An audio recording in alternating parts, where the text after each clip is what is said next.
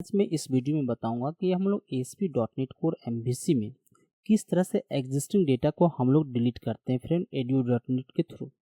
तो आज हम देखेंगे इस तरह से एम्प्लॉय डिटेल्स जो आपको दिख रहा है ग्रिड में, इस तरह से राइट साइड में जो बटन लगा हुआ है डिलीट का जो बटन आपको दिख रहा है, जब भी मैं डिलीट पर मैं क्लिक करूंगा तो इस रो का जो सारा जो एम्प्लॉय का इन्फॉर्मेशन है डिलीट हो जाना चाहिए और मेरा डाटाबेस में भी डिलीट हो जाना चाहिए। इसके लिए मुझे क्या करना पड़ेगा जानेंगे इस वीडियो में। फ्रेंड, यदि आप इस चैनल में नए हैं तो प्लीज़ आप चैनल को सब्सक्राइब करें, क्योंकि मैं डॉट नेट रिलेटेड वीडियो में अपलोड करता हूँ फ्रेंड। तो इसके लिए मुझे सबसे पहले विजुअल स्टूडियो में जाऊँगा। विजुअल स्टूडियो जाने के बाद स्टॉप करूँगा डिबगर को। एप्लीकेशन स्टॉप हो चुका है अब डिबगर। अब मैं जाऊँगा यहाँ पे कंट्रोलर के अंदर। कंट्रोलर के अंदर जाओगे तो यहाँ पर एक जो है मैंने एक डिलीट एक्शन मेथड मैंने बनाया है। यहाँ पे डिलीट एक्शन मेथड, यहाँ पे एचटीटीपी पोस्ट मैंने एचटीटीपी कोई एचटीटीपी का यूज मेथड का यूज़ नहीं किया हूँ। तो यदि हम नहीं यूज़ करते तो बाय डिफ़ॉल्ट गेट यूज होता है, इस चीज़ को ध्यान रखना है। यहाँ पे आईडी, ये जो आईडी है, ये आईडी मुझे कैसे गेट होगा, तो आप सबसे पहले जाओगे व्यू के अंदर, यहाँ पे एक लिस्ट मिलेगा, यहाँ पे एंकर लगा हुआ है। एंकर हम लोग जो है इस तरह से लगाते हैं ASP.NET कोर के अंदर। तो ASP हाइफन कंट्रोलर के अंदर कंट्रोलर लिखेंगे तो ये कंट्रोलर को ट्रीट करेगा। ASP हाइफन एक्शन मीटर को ट्रीट करेगा। इस तरह से ASP हाइफन रूट आईडी, ये रूट आईडी को ट्रीट करेगा आईडी। इस तरह से हम लोग जो बाइंड किए हैं ग्रिड को फॉर ईच के अंदर, इस तरह से मुझे डायनेमिक आईडी मुझे हर रो के लिए मिलेगा। इसके बाद क्या है, डिलीट, ये बटन आपको दिखता है, टेक्स्ट दिखेगा बटन के ऊपर। अब मुझे क्या करना है, ये आईडी, ये जो आईडी है आपको यहाँ पे जो लिखा हुआ आईडी जो है मैच होना चाहिए, इस चीज़ को ध्यान रखना है। उसके बाद क्या है कि आईडी मुझे क्लिक करने से आईडी मुझे इस एक्शन मेथड हिट हो जाएगा। होम कंट्रोल के अंदर आएगा, होम कंट्रोल एक्शन मेथड को ढूंढेगा, डिलीट एक्शन मेथड है उसको, इसको आईडी भी गेट हो जाएगा। आईडी भी मैंने यहाँ पे डिफाइन कर दिया है, तो आईडी मुझे गेट हो जाएगा। अब मुझे क्या है कि डायरेक्ट मुझे जो डिलीट करने के लिए मुझे डाटाबेस में डायरेक्ट हिट नहीं कर रहा हूँ, इसके लिए मैंने कुछ फोल्डर स्ट्रक्चर हम लोगों ने डिजाइन किया, इसी को मैं फॉलो कर रहा हूँ। तो क्या होता है कि यहाँ पर से ये जो आईडी लेकर जाएगा बीलेल के पास, तो बीलेल के पास जाएगा, तो बीलेल का जो मेथड मैंने डिफाइन किया यहाँ पे देखोगे डिलीट, ये जो रेफरेंस है इम्प्लॉय आई एम्प्लॉय सर्विस का एक रेफरेंस मैंने क्रिएट किया, आई एम्प्लॉय सर्विस रेफरेंस, और उसको मैंने यहाँ पे उसके जो मेथड है डिलीट, उसको मैं कॉल कर रहा हूँ, उस मेथड में आईडी में भेज रहा हूँ। ये क्या करेगा, तो बीलेल जो है कनेक्ट करेगा। यहाँ पे देखोगे मैंने लिखा हूँ, बीलेल जो रिपोजिटरी के साथ कनेक्ट हो रहा है। यहाँ पे आई एम्प्लॉय रिपोजिटरी का रेफरेंस क्रिएट किया गया, ये क्या करता है आईडी लेके रिपोजिटरी को भेज देता है। तो यहाँ पर आओगे देखोगे यहाँ पे डाटा एक्सेस लेयर के अंदर यहाँ पे एक डिलीट के लिए एक्शन मेथड डिक्लेयर किया गया, इसको जो रिपोजिटरी के अंदर इंप्लीमेंट किया गया है, इस तरह से इंप्लीमेंट किया गया है। तो फ्रेंड्स बहुत सिंपल है, इस तरह से हम लोग क्या करते हैं इंप्लीमेंट करते हैं। इंप्लीमेंट करने के बाद क्या करते हैं, चेक करेंगे कि सच में डाटा डिलीट हो रहा है या नहीं हो रहा है। edu.net का कोड यहाँ पर लिखेंगे। तो इस तरह से क्या होता है कि हम लोग फोल्डर स्ट्रक्चर डिजाइन किए थे, आप लोग भी इसी तरह से आप लोग प्रैक्टिस कीजिएगा कि यहाँ पे बीलेल बनता है, बीलेल बनाने के बाद इंटरफेस बनाते हैं और क्लास यहाँ पे यूज़ करते हैं, क्लास एक क्लास बनाते हैं। ये दोनों सर्विस जो होते बनाते हैं बीलेल के अंदर, जो भी सर्विस बनाते हैं उसको क्या करते हैं program.cs फाइल में जाकर क्या करना पड़ता है, रजिस्टर करना पड़ता है। इस तरह से आपको रजिस्टर करना पड़ेगा। देखिए यहाँ पे आई एम्प्लॉय रिपोजिटरी है, आई एम्प्लॉय सर्विस है, एम्प्लॉय रिपोजिटरी है, एम्प्लॉय सर्विस है। इस तरह से हम लोग क्या करते हैं, इसको रजिस्टर करते हैं, सिंपल है। उसके बाद क्या करते हैं कि यदि मुझे edu.net से यदि मुझे डिलीट करना है तो डेटाबेस से कनेक्टिविटी कैसे होगा, इसको जानते हैं। तो सबसे पहले क्या होता है, डेपर डीबी कॉन्टेक्स्ट एक क्लास बनाया, इसका नाम आप कुछ भी रख सकते हो, ABCD कुछ भी रखोगे। तो मुझे क्या है कि आई कॉन्फ़िगरेशन एक रेफरेंस क्रिएट किया हूँ, आई कॉन्फ़िगरेशन का एक रेफरेंस क्रिएट किया हूँ। इस तरह से क्या करता हूँ, डेपर कॉन्टेक्स्ट का एक कंस्ट्रक्टर क्रिएट किया हूँ, इसके अंदर फिर एक मैं पैरामीटर में आई कॉन्फ़िगरेशन का रेफरेंस क्रिएट किया हूँ। इस तरह से मैंने डेटा को गेट कर रेफरेंस वेरिएबल जो है क्लास मेंबर रेफरेंस वेरिएबल, ये क्या कर डेटा को गेट कर रहा है। तो मुझे सारा कॉन्फ़िगरेशन का डाटा गेट हो जाएगा। मुझे सिर्फ कनेक्शन स्ट्रिंग चाहिए। जब जाओगे ऐप सेटिंग जेसन फाइल में, यहाँ पे कनेक्शन स्ट्रिंग ऑलरेडी डिफाइन कर चुका हूँ मैं।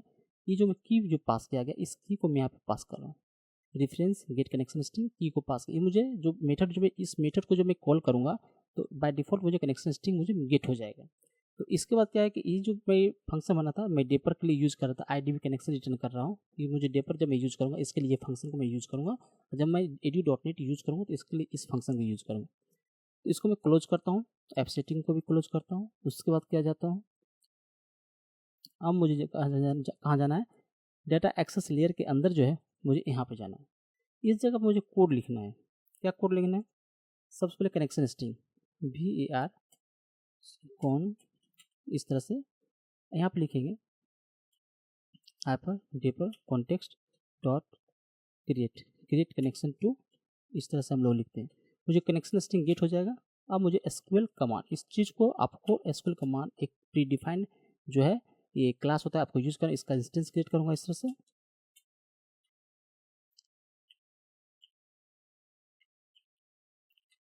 तो इसके अंदर जो है मैंने सिंपल से मैं कोड लिखूँगा, इसके अंदर मैं सिंपल कोड लिखूँगा, इसका कोड लिखूँगा delete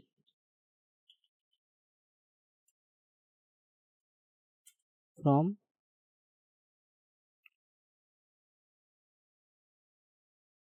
employ where ID equal to @ID।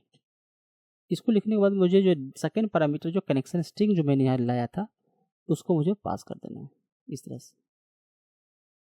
अब मुझे क्या करना है, इसमें जो पैरामीटर जो पास किया उसको मैं कैसे डिफाइन करूँगा, इसको समझते हैं। CMD dot parameter ADBD value, इस तरह से हम लोग लिखेंगे @ID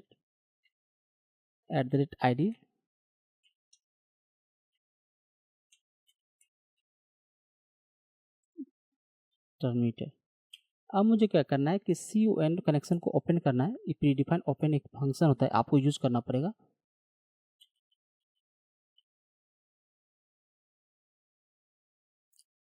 ओपन हो गया। अब मुझे क्या करना है, INT I इक्वल टू, मुझे CMD को अब एग्जीक्यूट करना है। आपको इस तरह से कोड लिखना है, ये एग्जीक्यूट नन क्वेरी आपको यूज करना पड़ेगा इस तरह से। इससे क्या होगा, ये जो फंक्शन क्या करेगा, CMD में जो कोड जो मैंने लिखा है, याद रखना, इसमें जो मैंने जो भी नाम लिखा @ के बाद कुछ भी जो भी ABCD कुछ भी रखता हूँ वही चीज़ यहाँ पर आपको मेंशन करना पड़ेगा। ये पैरामीटर ये जाएगा, ID लेके जाएगा डेटाबेस के अंदर, एग्जीक्यूट करेगा। इस CMD dot execute non query ये फंक्शन होता है, प्री डिफाइंड फंक्शन होता है edu.net का। इसको जब यूज होगा तो इस क्वेरी को डाटा SQL में जाकर रन करेगा। उसको डिलीट करने के बाद इसको रिटर्न करेगा। क्या रिटर्न करेगा, जितने भी नंबर ऑफ रो इफेक्टेड होगा डेटाबेस में उसका रिटर्न करेगा। नंबर इफेक्ट कर देगा, एक रो डिलीट हुआ तो 1 रिटर्न कर देगा, डिलीट नहीं हुआ तो 0 रिटर्न करेगा। इस चीज़ को ध्यान रखना। तो अब मुझे क्या है कि इसको मुझे ID को ही रिटर्न कर दूंगा, जैसे सक्सेस होता है तो ID को रिटर्न कर दूंगा। इस तरह से लिखूंगा यहाँ पे इफ, और यहाँ पे लिखूंगा, तो यहाँ पे मुझे लिखना है I ग्रेटर देन 0 बड़ा होगा, तो मुझे इसके अंदर इस ID को रिप्लेस कर दूंगा। नहीं होगा तो बाय डिफ़ॉल्ट यदि 0 से बड़ा नहीं होगा यानी ये 0 चला जाएगा, यानी डिलीट नहीं हुआ। तो इस तरह से क्या होता है कि हम लोग जो है कुछ लॉजिक लगा सकर इसके अंदर रिटर्न कराते हैं। यार लॉन्ग की जगह में बुलियन भी कर दे तो ट्रू फॉल्स में भेज देता हूँ। डिलीट हो गया ट्रू, डिलीट नहीं हुआ तो फॉल्स में भेज सकता हूँ। आपके ऊपर डिपेंड करता है आप क्या रिटर्न करवाना चाहते हो। इसको मैंने कोड लिख दिया। अब मैं इसको चेक करता हूँ एप्लीकेशन रन करके कि ये काम कर रहा है या नहीं कर रहा है। एप्लीकेशन रन कर रहा हूँ, ये थोड़ा टाइम लेगा।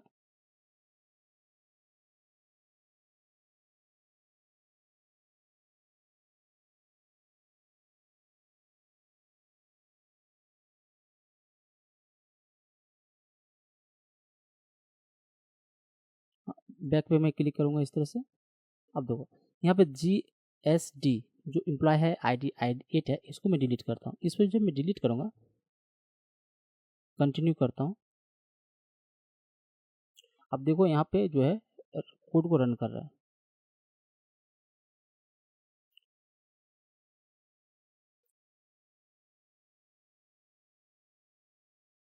वन रिटर्न हुआ है, 1 रो इफेक्टेड हुआ है।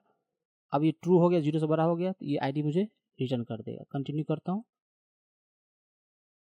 इस तरह से क्या होता है कि GSD वाला जो रो था वो डिलीट हो चुका है फ्रेंड। इस तरह से हम लोग जो डिलीट का कोड edu.net के थ्रू मैंने कर चुका हूँ। इस तरह आप लोग भी डिलीट कर सकते हो फ्रेंड। यदि वीडियो पसंद आया हो तो प्लीज़ आप चैनल को सब्सक्राइब करें, वीडियो को लाइक करें फ्रेंड।